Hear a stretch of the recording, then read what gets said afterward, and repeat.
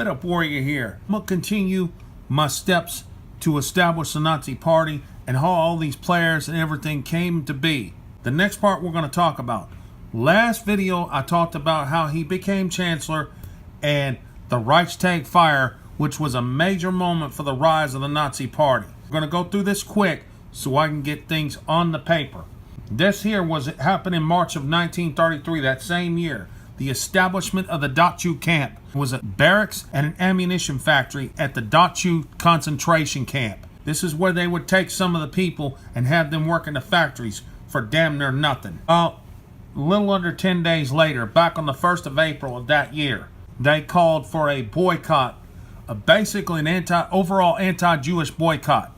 It was issued by the Central Committee for the Defense Against Jewish Atrocity and the boycott, instructing Germans to protect themselves against the Jews by boycotting Jewish businesses and Jewish professionals. Hitler was on a crusade against the Jews. Bottom line, if Hitler was going to build this mass army that he wanted to build, one of the things he had to have passed 6 days later on April the 7th was a law for the restoration of professional civil service. He had to get the Germans into civil service so he could start his military. And then the cover of a primary school reader. School curriculum under the Nazis stretched love and obedience to Hitler. Race consciousness and military preparation. It was a conditioning for bias against the Jewish people.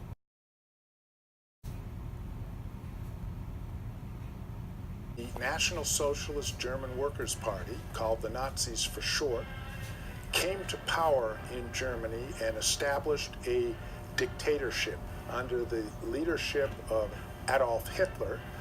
The Nazis intended to rearm Germany and to reorganize the German state on the principle that the German ethnic group or race was superior to all others in Europe. The newly established Ministry of Propaganda and Enlightenment set up various chambers to control specific aspects of German culture, such as art, literature, theater, film, music, virtually all forms of entertainment and all forms of dissemination of news. In 1933, in April, Nazi German students decided to organize a nationwide book burning program to eliminate foreign influence, to purify German culture as they saw it. Propaganda slide featuring 2 doctors working at an unidentified asylum for the mentally ill. The caption, interpreted in English, says, "Life only as a burden." This eventually was put out in Germany in 1934. This was first introduced in the summer of 1933. A pedestrian stops to read an issue of an anti-Semitic newspaper, Der Stürmer, the attacker, in a Berlin display box. Der Stürmer was advertised in showcase displays near bus stops, busy streets, parks, and factory canteens throughout Germany.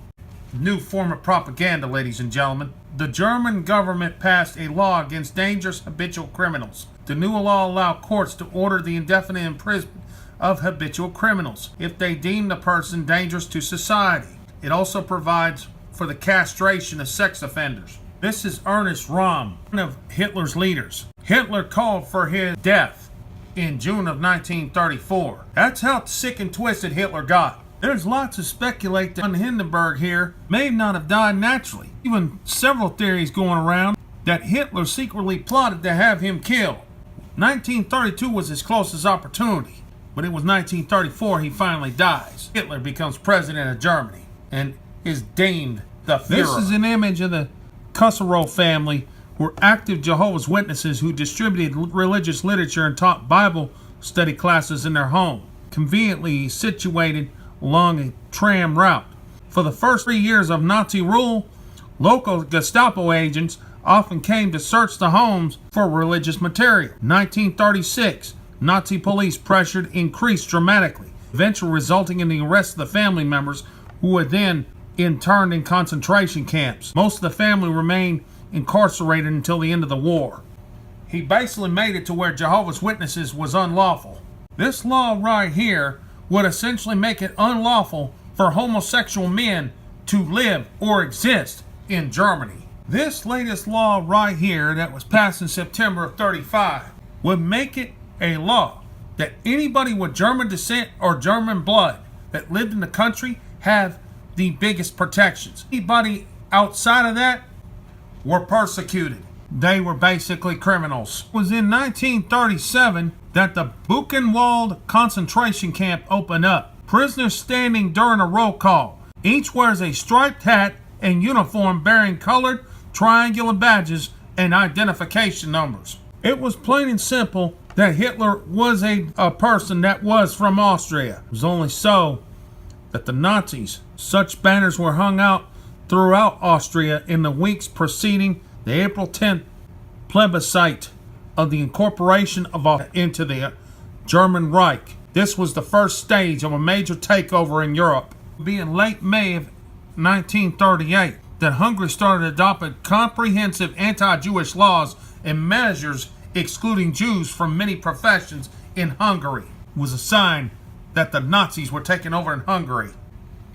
Evian Conference fails to aid refugees in Evian, France, June 13, 1938. Delegates of 32 countries assembled at the Royal House in Evian, France, from July 6th to the 15th of that year, discussed the problems of Jewish refugees. The refugees were desperate to flee Nazi persecution in Germany, but could not leave without having permission to settle in other countries. The Evian Conference resulted in almost no change. The major powers, the United States, Great Britain, and France, opposed unrestricted immigration, making it clear that they intended to take no official action to alleviate the German Jewish refugee problem. This passport here was part of a new law that would alterate, showing his forced name change to include the middle name of Israel. It was part of a law of alternation of family and personal names. An agreement signed in the Munich Conference of September 1938 ceded the German-speaking Sutherland Report of Czechoslovakia to Germany.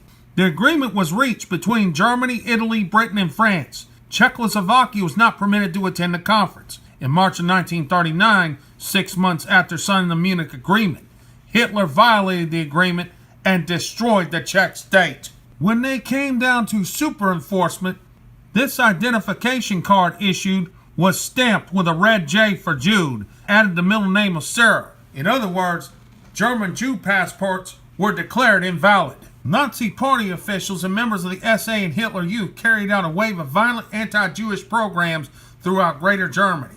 The rioters destroyed hundreds of synagogues, many of them burned in full view of firefighters and the German public, and looted more than 7,000 Jewish-owned businesses and other commercial establishments. Jewish cemeteries became a particular object of description in many religions. Almost 100 Jewish residents in Germany lost their lives in this violence. In the weeks that followed, the German government promulgated dozens of laws and decrees designed to deprive Jews of their property and of their means of livelihood, as the intensification of government persecution sought to force Jews from public life and force their emigration from the country.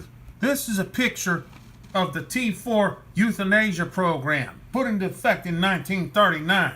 Now, supposedly it was supposed to be done away with in 1941. But we're talking Adolf Hitler here. He went behind their backs and kept it going till when? The end of the war in 1945. The purpose of a T4 program was as follows. Anybody who was not able to assist themselves, help themselves, have mental conditions, or worse, even have some sort of physical or mental disability, was deemed part of this program. It was a euthanasia program that instituted killing these people. Compliments of attackonamerica.net. They connect the ties between Prescott Bush. Yeah, this joker here on the right. And you're probably thinking, wait a minute, Prescott Bush, George Herbert Walker Bush's dad? Yeah, that Prescott Bush was helping finance Adolf Hitler. Fritz Dyson is one of the connections to that.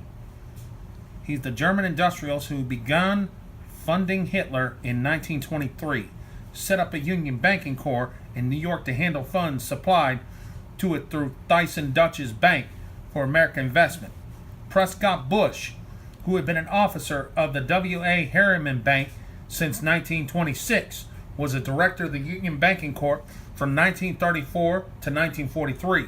According to government documents, all the shares of the Union Banking Corp were held for the benefit of the Thyssen family.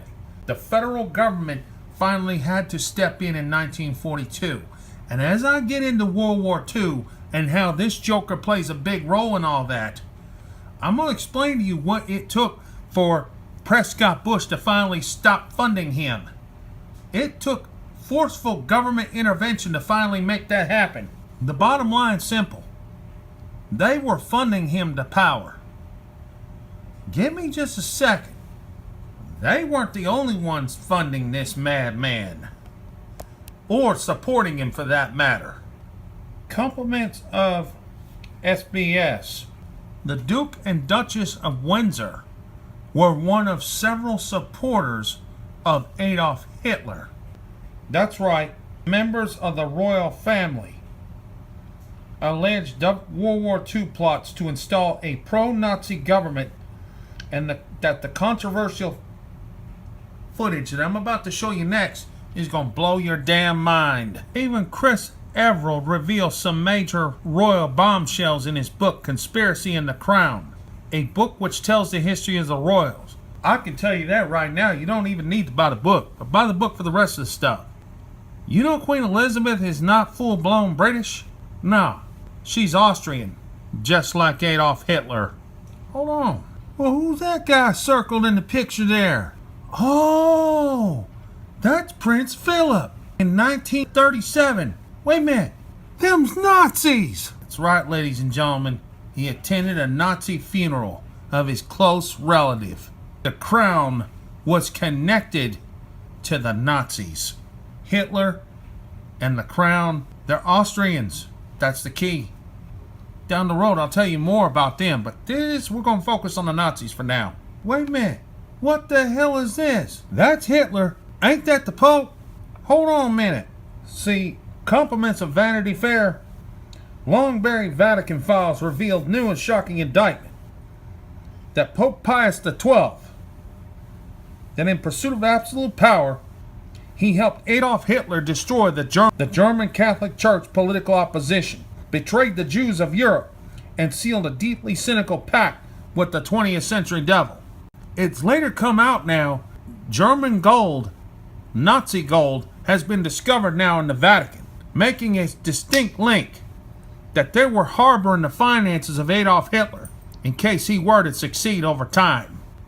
They harbored him the whole time, betrayed the German Catholics, and helped aid and abet the destruction of the 6 million Jews during the Holocaust. When the time was right, it happened. And that'll be saved for the next chapter, the first part of it, the invasion of Poland. The forces were ready, and they started their march to Poland. Folks, I hope you got a perspective and educational view of this video. And if you did, please share the video. Thank you very much.